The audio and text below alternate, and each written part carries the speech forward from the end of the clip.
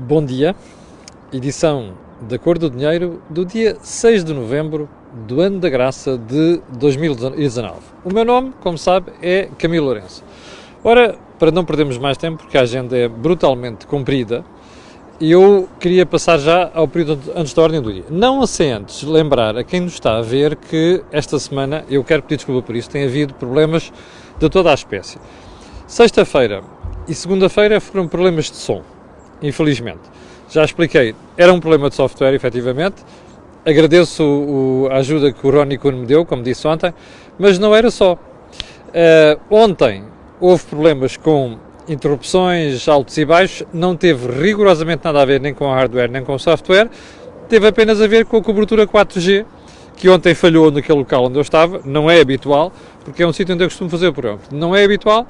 Em todo o caso, como isto prejudica sempre, eu quando comecei a fazer rádio, houve uma coisa que o meu diretor na altura me explicou, que é conforto de escuta.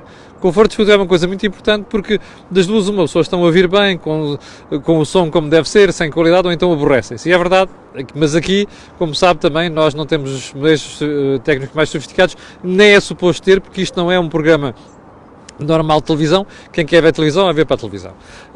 E também não é um programa de rádio. E, portanto, com todas as suas limitações, aqui estamos nós, dia 6 de novembro, para fazer a edição de hoje. Primeiro ponto, eu tenho sido alertado para isto, estamos no período de ordem do dia, e tem a ver com uma coisa que está a passar aqui ao pé, que é a Web Summit. Eu tenho sido alertado, desde semanas antes do evento, por um problema, que era toda a gestão da parte da restauração, aquilo que se chama Food Court, da Web Summit.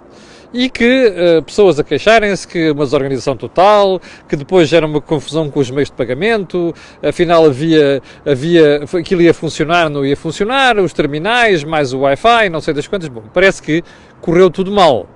A afiançar, ou melhor, eu ainda não lá pus os pés, vou lá hoje. Aquilo tem muito de corriqueiro também, é verdade seja dita. E portanto nós não precisamos lá estar os dias todos. E dizia eu, por aquilo que soube ontem, por parte de várias pessoas que estavam envolvidas que estão envolvidas no evento, e pessoas que estão a participar, aquilo está uma confusão, do ponto de vista de food court. Filas, problemas com os pagamentos, não tem havido, em muitos casos, possibilidade de passar faturas, portanto, aquilo é uma confusão. Mais valia que a organização olhasse para isto com algum cuidado em futuros eventos. Até porque, como sabes, há muita gente por aqui, gente com elevadíssimo poder de compra, e se eu lhe falar em alguns valores de faturação que se registram ali, isto não é despiciando do ponto de vista de fisco, ok? Não é despiciante. Bom, e eu prefiro não dizer mais nada. Bem, as suspeitas de tráfico de droga na cadeia de Paços de Ferreira. A mim sempre fez muita impressão. Eu já visitei cadeias. Infelizmente já tive pessoas amigas que passaram por aquelas situações. Fui vê-los às prisões e foi uma coisa que sempre me horrorizou. Horrorizou não é a qualidade, é a situação das prisões. É uma coisa que eu hei de falar um dia destes, porque como você sabe, o Governo tem nas mãos um projeto para fazer cadeias novas. E a mensagem é esta: em vez de estarem a fazer cadeias novas, não era melhor fazerem o refurbishing, a renovação das cadeias existentes? Mas havemos de voltar a isso um dia destes, até porque eu tenho números muito concretos sobre isso.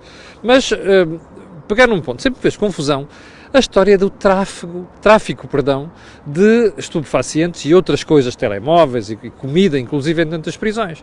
A coisa que mais me fazia impressão quando eu pela primeira vez presenciei coisas destas, numa das vezes que visitei uma prisão, foi como é que isto entra aqui? São as famílias dos presos? Quem é que é? Vem por via aérea? Não podia ser. Alguém mete aquelas coisas ali. E eu sempre suspeitei que em situações destas isto era um problema de tráfico que envolvia gente da própria organização. Bom, ontem, como você deve ter reparado, a Polícia Judiciária foi à prisão de Paços de Ferreira, que é aquela onde aquela senhora, uma vez foi fazer a diretora fazer uma figura lamentável na Assembleia da República, e é aquela onde os presos faziam parties privados com smartphones a fazer transmissões em direto para o Facebook, não é? Ao que isto chegou. Bom, o que é que aconteceu? A Polícia Judiciária não só apreendeu, como deteve pessoas envolvidas no tráfico. Curiosamente, ou não, uma parte dos detidos são pessoas do sistema, inclusive guardas prisionais. está surpreendido, eu não estou nada. O que é que era importante aqui? Era que isto não ficasse apenas pela cadeia de Paços de Ferreira. Porque se você for ver pelo país fora, todos os estabelecimentos prisionais têm este problema.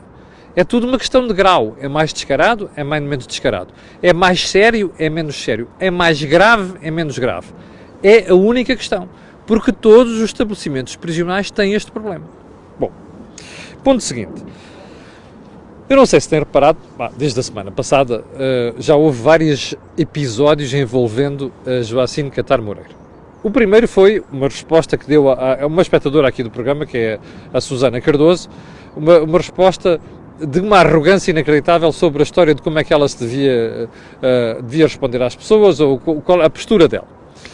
O segundo foi, no final da semana passada, um bate-papo no Twitter entre ela e Daniel Oliveira. Repare, Daniel Oliveira é um indivíduo que é dali daquela zona, do LIVRE, Bloco de Esquerda, não sei das quantas. Bom, a Joacine envolveu-se numa troca de palavras azeda com o Daniel Oliveira para dizer que ele é da extrema-direita. Bom, eu não tenho simpatia nenhuma pelo Daniel Oliveira, mas há uma coisa que nós sabemos, não há nada de extrema-direita no Daniel Oliveira. O que isto mostra? Bom, terceiro ponto, eu estou aqui a juntar 3 episódios para você perceber onde é que chega a cabecinha da menina. O terceiro ponto foi ontem, ela vem dizer que não vai deixar de fazer nada no âmbito das suas funções. Isto tem a ver com os apelos da semana passada, um dos quais feito aqui na Cor do Dinheiro, para que a senhora fosse apresentada na Assembleia da República, porque ela não consegue falar. A Assembleia da República é local para falar, como você se recorda ter falado aqui na semana passada. O problema é que ela depois demora muito tempo a dizer as coisas e quando ela chega a meio da frase já não lembra do início. E portanto ela diz que vai continuar a passar as suas ideias. Bom, eu não sei para quem é que ela vai passar as ideias, se calhar é para a malta dela que já a conhece, e os amigos dela e o partido dela. Bom, mas onde é que eu quero chegar? Aquela senhora é de uma arrogância extrema. Mas aquela senhora não aceita nenhuma crítica, como se viu pelo Daniel Oliveira, como se viu pelas sugestões da Susana e como se viu por estas críticas agora, em relação àquilo que ela deve fazer. Mas pronto, quer insistir que insista, não é? Pode ser com mais tempo, menos tempo, eu estou-me a marimbar, como vai acontecer com muita probabilidade, é quando ela começar a falar, eu mudo o volume, o baixo volume, ou então mudo de canal, não é? Porque não consigo ouvir uma ideia terminada, uma ideia completa em relação àquilo que ela está a dizer. Mas palavra de honra, por mais boa vontade que eu tenha, não percebo porra nenhuma do que ela diz. Sobretudo no início e depois no fim. Bom, eu vou fazer uma sugestão à Joacine. Faça treino para ver se consegue ir para a Assembleia fazer aquelas figuras de verbos correto que ela tem quando faz os comícios em público. Pode ser que nessa altura a malta consiga perceber alguma coisa. Bom, só um segundo, que entretanto isto fugiu. Bom, ponto seguinte, última questão do período de ordem do dia. Ontem houve ali vários ilustres que foram ao Web Summit. Tony Blair, ex-primeiro-ministro inglês, para mim um dos melhores primeiros-ministros da Inglaterra das últimas décadas e dos melhores primeiros-ministros europeus. O pessoal de esquerda. Ele é de esquerda. E eu estou a elogiar uma pessoa de esquerda. Ouviram? Realizam. Segunda questão. A segunda pessoa que lá falou ontem, o Sr. Michel Barnier, que foi o principal negociador do Brexit. E reparem nestes dois pormenores. O Sr. Barnier é candidato acima das frases da semana. Porque ele diz que ainda ninguém conseguiu explicar a vantagem do Brexit para ele. Nem o próprio Nigel Farage. Eu acho que o Barnier foi muito simpático, porque achar que o Nigel Farage é capaz de explicar alguma coisa com pés e cabeça é bullshit, não é? Ele é um vergonhoso nacionalista, não é? Não sei se de extrema-direita ou próximo disso, é um vergonhoso nacionalista cujo único verbo e missão na vida é tirar a Inglaterra da União Europeia. Mais nada. Portanto, dali nunca pode haver uma explicação decente, factual, racional para aquilo que ele quer fazer. Bom, quanto a Tony Blair foi sempre um europeísta. E ontem provou isto naquilo que disse aqui na Cimeira em Lisboa. Porque ele diz, bom, eu ainda tenho esperança que isto acabe bem. Porque defendeu inclusive um segundo referendo. E eu aqui começo a ficar um bocado preocupado. Porque, reparem, é óbvio que o povo inglês se enganou. Isso percebe-se pelas sondagens. A questão não é essa agora, é fazer um segundo referendo só para dar um resultado certo. Bom, isto é, se vamos fazer isto, começa a generalizar referendos até que dê o resultado que a gente quer. Ora, isto não é democracia. O que está errado aqui foi ter-se convocado o referendo. Mas o que pode acontecer é o que devia acontecer, era ser o Parlamento a ultrapassar o resultado do referendo. Ora bem, isso não vai acontecer. Azar, a Inglaterra quer sair, deixem-nos sair, vão aprender a custas próprias e a seu devido tempo o brutal erro que cometeram. Agora, isto de referendo hoje, referendo amanhã, até que aquele resultado, vamos continuar a jogar, até que o resultado dê aquilo que eu quero, isto não é por aí seguramente. Bom, primeiro ponto da agenda 2. O Primeiro-Ministro só sabe, estamos a falar de política económica, ok? O Primeiro-Ministro só sabe falar de impostos. Bom, ontem, como sabe, há ali um grupelho de países, não sei o quê, da coesão, cuja única função é serem pedinchões. Eu nunca vejo sair dali ideias brutais, espetaculares, quanto à forma de desenvolver a Europa. Aquela gente junta-se para dizer, não quero cortes, eu quero fundos, eu quero dinheiro, não sei das quantas. Como sabe, a presidência finlandesa apresentou um projeto para os fundos estruturais que envolve um corte de 7% para Portugal. Bom, Portugal está armado em pôr-se biquinhos de pés, não é? Eu não quero, eu rejeito, isto é um aviso para os gajos ali de Berlim e de Aba 4, não sei das quantas. Isto é uma estupidez. Nós não temos poder, não temos dimensão europeia, não temos influência para estar a fazer estas coisas de pôr-se em bicos de pés. Eu sei que o Primeiro-Ministro está a falar para o consumo interno, mas caramba, as eleições já passaram. Na Europa a malta olha para isto e ri-se. Mas você perguntará, o que é que isto tem a ver com impostos? Eu explico o que é que veio a seguir. Porquê? Porque o Primeiro-Ministro defendeu, e vai defender hoje aqui na Web Summit, não é por causa disso que eu vou lá hoje, não nem faz tensões nenhuma do Eurovix, a gente já sabe o que é que sai dali, mas pronto. O Primeiro-Ministro às tantas vira-se e diz assim, não, eu sou favorável a tributar as tais gigantes digitais. Repara uma coisa, vai para um evento digital dizer que é favorável a tributar gigantes digitais. Você dirá, então eles devem pagar impostos como os outros? Claro que devem pagar. A Google e os outros, até usam esquemas agressivos de fuga, não é fuga, para não pagar impostos, não é fuga porque a lei permite, não é? E portanto, a questão aqui não é saber se devem pagar ou não, a questão é a oportunidade. Então vai para um evento onde é suposto a gente dizer, nós estamos na crista da onda das upstarts digitais, da discussão do mundo digital, e isto vai continuar assim em Lisboa até durante mais de 10 anos, e é aqui que ele vai defender aquela história. Bom, de facto, eu cada vez que ouço este Primeiro-Ministro abrir a boca, é sempre para a mesma coisa, que é, deixa-me sacar. Eu não vejo nada de criação de condições naquilo que é a política económica do governo, e não só a política económica, que é criar condições para crescer, para criar riqueza, para dar. É que para distribuir, que estamos aqui a falar de salário mínimo e outras coisas, segurança social e diabo 4, é que para dar é preciso criar. Este é o grande problema do socialismo. Portanto, abrir a boca só para falar do aumento de impostos, já tinha falado na semana passada em relação ao englobamento, a história do IRS, lembra-se? As rendas mais o rendimento, tudo isto, é só para falar de impostos. Eu, nas últimas 2 semanas, a única coisa que eu ouvi na boca do Primeiro-Ministro é aumentar impostos. Mais nada. Está a ver? Não pode ser. Não é este o destino de Portugal, não é este o destino do país, não é este o destino da nossa economia. Bom, ponto seguinte. É que há coisas muito sérias para ver hoje, como você já vai ver. Bom, ponto seguinte é uma vergonha. Isto é manipulação de política orçamental e de resultados orçamentais por Bruxelas. Eu sempre suspeitei disto e tenho feito críticas aqui sistemáticas ao Franciu. O Franciu é o Pierre Moscovici. E há outro que tem sempre problemas de ciática, crónicos, não é? Que é o Presidente Juncker, que é o Presidente da Comissão Europeia. Bom, mas deixemos os problemas mentais e de saúde de um e do outro, desculpem, limitações mentais de um e depois os problemas de saúde do outro, que eu não quero insultar ninguém, e vamos a uma questão fundamental. Sabe o que é o Conselho Orçamental Europeu? É o órgão da União Europeia que fiscaliza a política orçamental dos Estados-membros. E é um órgão independente da Comissão, graças a Deus, como é o BCE. Ora bem, o que é que este Conselho Orçamental veio dizer ontem? Uma coisa que nós já andamos a dizer aqui há meses, ou melhor, há anos, que é o seguinte. Em 2018, a Comissão Europeia livrou Portugal de uma penalização porque interpretou à sua maneira as regras orçamentais da União Europeia, as regras dos tratados.